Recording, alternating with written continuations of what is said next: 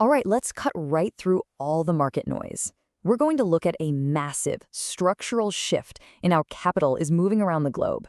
This isn't just some random market trend, it's a meticulously engineered pivot, and it's happening right out in the open. We're talking about Singapore. Look, forget the anniversary party. This isn't about champagne and celebrations. This quote nails it. What we're actually seeing is a roadmap, a blueprint for what could be the largest wealth migration in modern history. All these recent events, the ones that look like diplomatic handshakes and market celebrations, they are the operational plans. Singapore is deliberately and very quietly positioning itself to become the #1 sanctuary for Chinese capital as the world decouples. So this slide here, this lays out the whole game plan. The old model, that was all about serving Western institutions using US dollars. That's the past.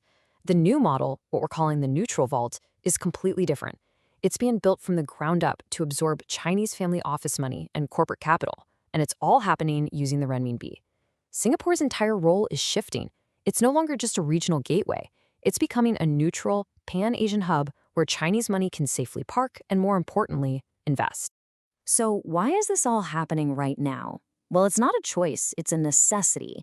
It's pure geopolitics, as the world splits into two financial spheres, one led by the US, the other by China. Beijing urgently needs a financial backup drive. It needs a safe harbor for its capital, somewhere that isn't under the direct control of the West. And Singapore is engineering itself to be that exact place. For this to work, for this backup drive to be viable, the location has to check 4 absolutely critical boxes. 1, the capital has to be safe, protected by a rock-solid rule of law. 2, access can't be shut down by Western sanctions. 3, the market has to be deep enough to absorb billions and billions in inflows without breaking. And 4, this is the crucial part, it needs dual connectivity. It has to plug into both the Western and Chinese financial systems. Hong Kong, it's now too close to mainland legal risk. Switzerland, it's kind of lost that strict neutrality. When you look around, Singapore is the only jurisdiction left standing that checks all 4 of these boxes. Okay, so how does this actually work in practice? How does the money move?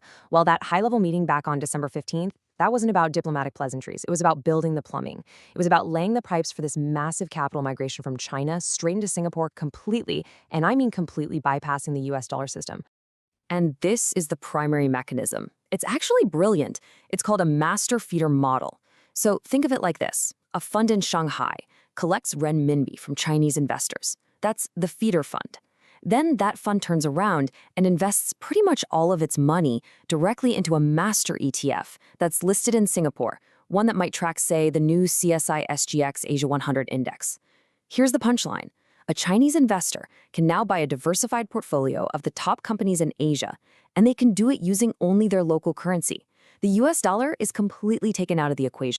Another key piece of this new plumbing is the eCNY, China's digital currency. Now, it is vital to understand this is not just another payment app like Alipay or WeChat Pay. This is a central bank digital currency. It's actual sovereign money, a direct liability of China's central bank. And it operates on a completely separate system from SWIFT, which is, the network that underpins basically all international bank transfers today. So you might have seen the news recently. Singapore and China launched a pilot program allowing Chinese tourists to use the eCNY. On the surface, this seems minor, right? Who cares about tourist payments? But strategically, it's a Trojan horse.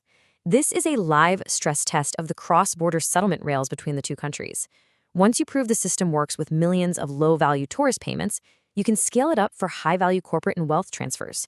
You're building a Plan B infrastructure, but is totally immune to Western sanctions. So the big question is, if this massive wave of capital is coming, who's going to benefit? The most direct, the most straightforward way to play this is to simply own the infrastructure.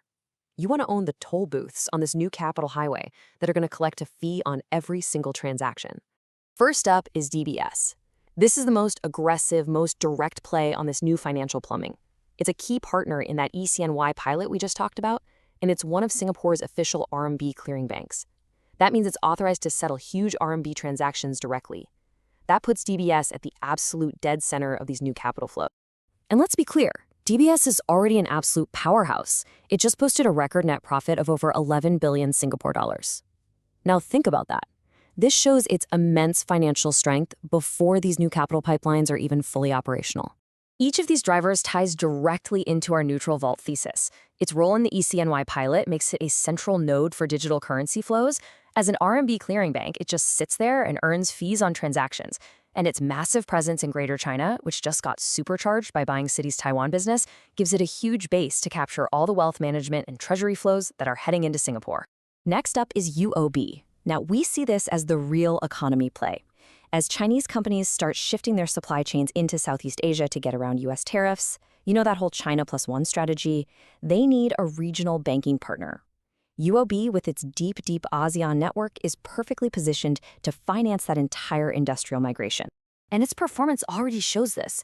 UOB also posted a record core net profit, over $6 billion, driven by really strong results from its Greater China business.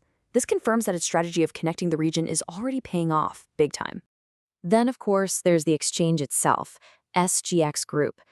Think of SGX as the ultimate toll collector. It is a central infrastructure monopoly. It earns fees on listing the new ETFs, it earns fees on every single trade, and it earns fees on clearing those trades.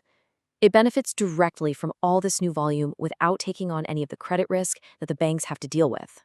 Now, once all this Chinese capital arrives in Singapore, where is it going to go? Well, a huge portion of it is likely going to target Singapore REITs, or S-REITs.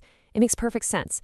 Chinese investors are culturally very comfortable with real estate, but their own domestic property market is in a serious downturn. S-REITs, on the other hand, offer stable, attractive yields of 5 to 6% backed by real assets in a safe currency. They are the perfect yield vault. So, the most likely vehicle for these inflows is just an ETF that tracks the biggest S-REITs, something like the CSOP iEdge S-REIT Leaders ETF. And its top holdings, like Mapletree Logistics Trust, are perfect because they offer that pan-Asian diversification that helps Chinese investors de-risk from a pure China focus. And of course, you have CapitaLand Integrated Commercial Trust. That's the ultimate blue-chip proxy for the stable Singapore property market itself. Of course, none of this is without risk. To be credible, we have to talk about the elephant in the room. This whole neutral vault is being built right on top of a geopolitical fault line. And Singapore has to walk a very, very careful tightrope to make sure this whole thing doesn't get derailed. So what is it? What's the one thing that could bring this entire structure crashing down? The single greatest threat, without a doubt, is the reaction of the United States. There are two major threats that could derail everything. First, you've got the FATF's gray list. With a massive influx of new capital, if Singapore is seen as being too relaxed on money laundering, it could get gray-listed. That would damage its reputation and cause Western capital to flee. But the far, far greater threat is U.S. secondary sanctions. The U.S. Treasury already fired a warning shot by sanctioning Singapore-based entities tied to that Prince Group criminal network. If a Singaporean bank is caught red-handed dealing with sanctioned Chinese entities, the U.S. could cut it off from the U.S. dollar system. That is the nuclear option. It would be absolutely catastrophic for their global business. But despite those risks, the strategy is in motion.